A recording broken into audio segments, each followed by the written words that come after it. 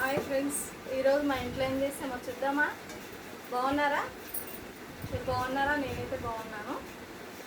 ఈరోజు వచ్చేసి పులిహోర. చూడండి, పులిహోర. ఇంత పులిహోర చేశాను ఎందుకంటే మా నాన్నకి ఈరోజు సంవత్సరికం ఉంది, అందుకోసమే చేశాను. జీడిపప్పు నిమ్మకాయ పులిహోర చేస్తాను. ఈరోజు స్పెషల్ ఏంటంటే మా ఇంట్లో బీచుటు కుర్మి చేశాను. నేను బీచుటు కూరేసి బీచుటు కర్రీ చేశాను. తర్వాత వచ్చేసి వైట్ రైస్.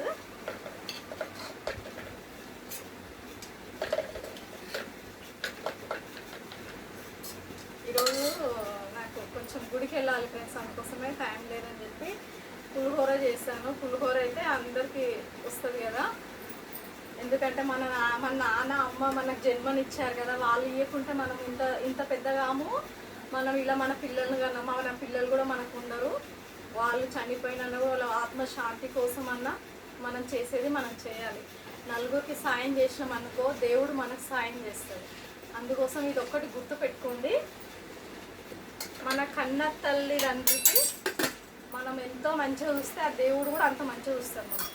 ఎందుకంటే వాళ్ళే కదా మనల్ని కన్నది పెంచింది. వాళ్ళు కని పెంచకుంటే మనం ఇంత పెద్ద గాము కదా.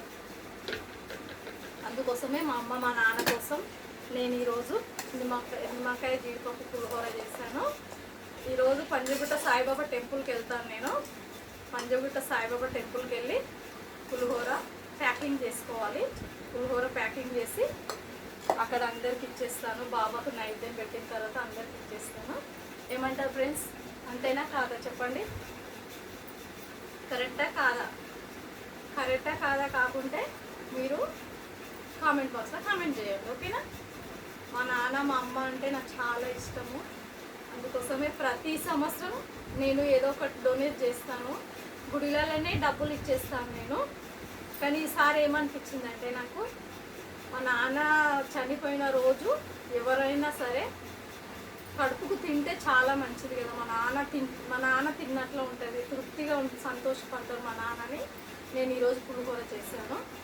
ఏమంటారు ఫ్రెండ్స్? కరెక్టా కాదా? ఓకే ఫ్రెండ్స్, మనం తిందామా మళ్ళీ ఇప్పుడు? ఈరోజు వైట్ రైస్, బీచుటు కర్రీ, పెరుగు పచ్చడి, పెరుగు చారు, ఇంకో పెరుగు. ఇది పెరుగు బీచుటు కర్రీ చాలా చాలా బాగుంటుంది. ఎప్పుడన్నా మీరు తిని చూడండి, నిజం చెప్తున్నాను నేను.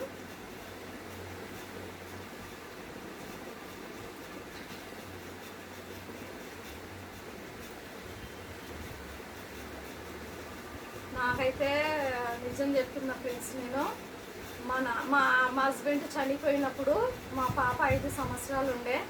మా నాన్న తీసుకెళ్ళి నన్ను మా అత్తగారి ఇంటి దగ్గర తీసుకెళ్ళి మా నాన్న చాలా బాగా చూశారు. మా అమ్మ మా నాన్న నన్ను ఎంత మంచిగా చూశారంటే అంత మంచిగా చూశారు. ఇప్పుడు ఈరోజు మా నాన్న లేడు కాబట్టి నాకు చాలా బాధగా అనిపిస్తుంది. నిజం చెప్తున్నాను నేను. ఎంతైనా కన్న తండ్రి కన్న తల్లి ఉంటే అది వేరే.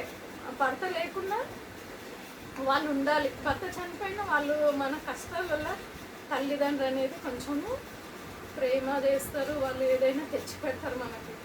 అందుకోసమే మా నాన్న మాత్రం చాలా ఈరోజు బాధ అనిపించింది నాకు. మా నాన్న లేదు, మా నాన్న సంవత్సరికం ఈరోజు. నేను ఊరు వెళ్ళలేను, ఎందుకంటే నేను ఇక్కడ హైదరాబాద్లో కుకింగ్ చేస్తాను. ఇళ్ళల్లో కుకింగ్ చేసుకొని బ్రతుకుతాను నేను. నాకు ఎవరు సాయం చేసేటోళ్ళు ఉన్నారు? ఎవరు అక్కోళ్ళు, ఎవరు చెల్లెళ్ళు, ఎవరు తమ్ముళ్ళు ఎవ్వరు కాదు. అందుకోసమే నేను ఇలా చేసుకొని ఇలా బ్రతుకుతున్నాను నేను. నాకు కూడా భర్త లేడు.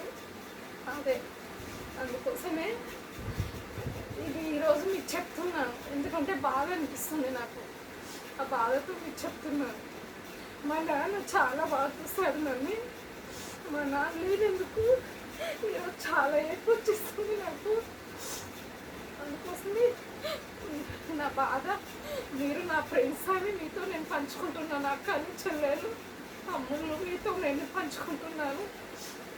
నేను తప్పుగా అని చెప్పినట్లయితే కదా కామెంట్ బాక్స్లో కామెంట్ చేయండి. కరెక్ట్ అనుకుంటే కామెంట్ చేయకండి, ఓకేనా ఫ్రెండ్స్? Thank you friends. కొంచెం బాధగా అనిపిస్తుంది నాకు. మా నాన్న లేడు కాబట్టి, తల్లిదండ్రులు లేరు, భర్త లేడు. ఎందుకంటే ఉంటా పక్షిగా నేను ఈ హైదరాబాద్లో ఎలా బతుకుతున్నా ఆ దేవుడికి తెలుసు. ఆ సాయిబాబానే నన్ను నడిపిస్తున్నాడు. Thank you friends.